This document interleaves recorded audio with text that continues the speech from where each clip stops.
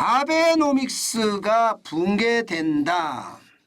이 아베노믹스라는 게 쉽게 말하면 유동성을 쏟아 부어서 돈을 막 풀어서 말입니다. 시장의 경기를 쭉 올리자는 게 아베노믹스의 핵심이에요. 기본적으로는요. 수출 기업을 많이 도와줘서 달러를 많이 벌어오잖아요. 그 돈을 풀자는 거예요. 시중에다가. 풀어서 소비를 더 진작시키다.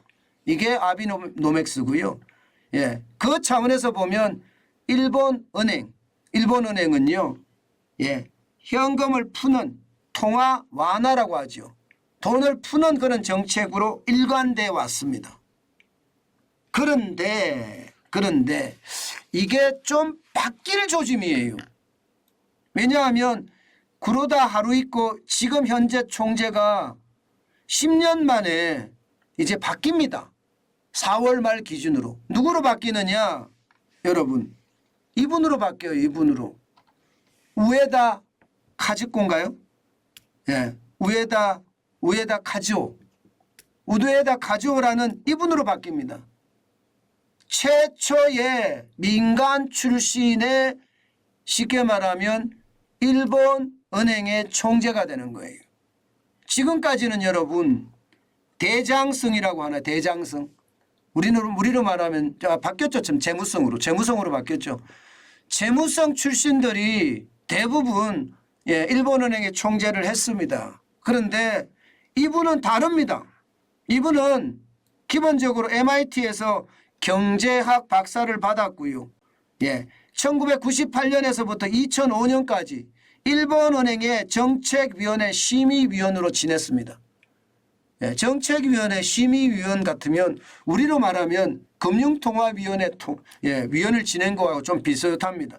그러면서 말입니다. 아베노믹스에 쉽게 말하면 이론적 근간을 만든 분이 우에다 카즈오라는 이분입니다. 그런데 이분의 성향을 보면 현재 구로다 총재하고 성향이 조금 다릅니다. 우에다 내정자는 비둘기파, 쉽게 말해 통화 완화입니다. 매파, 통화 긴축입니다. 그 사이에 있는 중도파로 평가를 받는다 이렇게 이야기합니다. 중도파로. 게다가 이게 재무성 출신이 아니니까 재무성의 눈치를 보지 않아도 됩니다. 그러면 뭔가 바뀔 수도 있겠다 이렇게 이야기할 수가 있거든요. 지금 일본은행의 핵심 정책 두 가지만 말씀을 드리면 여러분 알다시피 양적인 완화, 질적인 완화 이거 2차원적인 완화 정책이라는 거예요. 본원통화 공급하고요. 장기국채를 매입하는 거 양적 질적 완화의 핵심이거든요. 이게 2013년부터 시작해서 지금 10년 동안 이 정책을 쓰고 있습니다. 게다가 금리는 마이너스 금리입니다. 단기금리가 마이너스 0.1%예요. 수익률 제어 곡선이라는 게 YCC라는 이야기인데 YCC 많이 들어보셨을 거예요. 수익률 제어 곡선이라는 건 뭐냐? 쉽게 말하면요. 이게 10년물 장기국채의 어떤 금리 쉽게 말하면 10년물 장기국채의 금리를 정해놓는 거예요.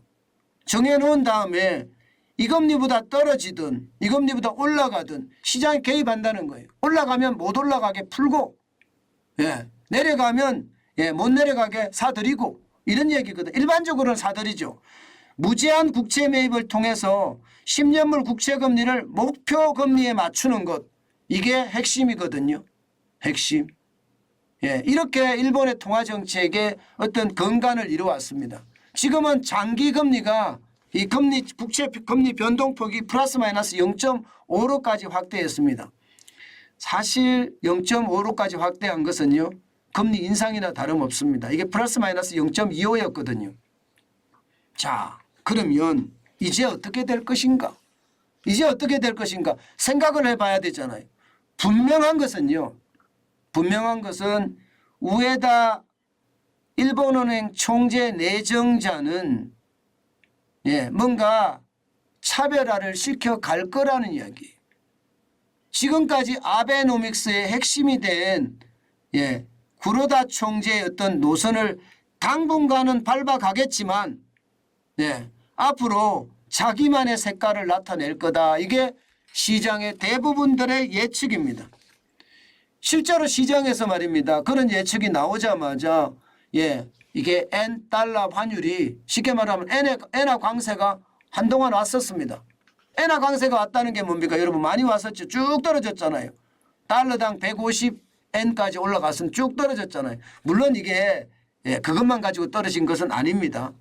엔화가 떨어진 이유는요. 엔화가 강세라는 환율이 N달러 환율이 떨어졌다. 엔화 강세 이 말이거든요. 그런데 이게 금리를 만약에 올리면 어떻게 될까요? 금리를 올리면 엔화 강세가 시작이 되는 겁니다. 지금 단기금리는 마이너스 0.1%고요. 뭐 단기금리가 뭐 핵심이니까 마이너스 0.1%가 지금 미국의 일본의 기준금리라고 생각하시면 됩니다. 0.1%가. 그러면 이게 뭔가 마이너스 금리를 플러스 금리로 바꾼다. 이렇게 되면 엔화는 어떻게 될까요? N달러 환율은 어떻게 될까요? 당연히 강세가 되겠죠. 금리가 높아지면 시중에 있는 엔화를 끌고 가잖아요. 그죠? 시중에 엔화를 많이 끌고 갑니다. 그러면 통화량이 줄어들겠죠. 통화량이 줄어들면 아무래도 엔화가 강세가 되는 거니까 아마 그 시장을 보고 있는 거다. 이렇게 생각하시면 됩니다.